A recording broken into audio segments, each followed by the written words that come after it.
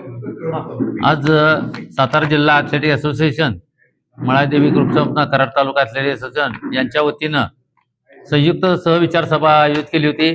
या सभेमध्ये एक ठराव आपण वेगळा केलेला आहे की प्रत्येक नगरपंचायतीला आपल्या बजेटमधून 5% रक्कम हे क्रीडा विकासासाठी खर्च करणे हे कंपल्सरी आहे।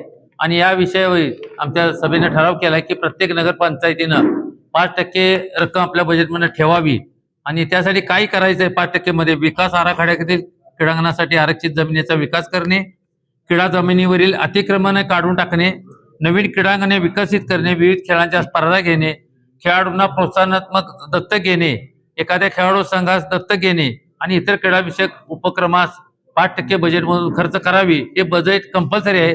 आम्ही या ठरावातून मलकापूरला दिलेलं या ठिकाणी निवेदन, कराड नगर परिषदेचे नगराध्यक्ष यांनी याला तत्वता मान्यता दिली आहे। मलकापूर चीफ ऑफिसर यांनी सुद्धा त्यांना बजेटमध्ये तरतूद करण्याचा आम्हाला आश्वासन मला दिलेलं आहे।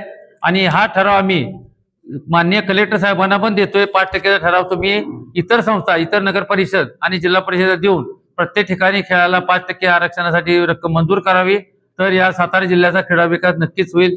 धन्यवाद।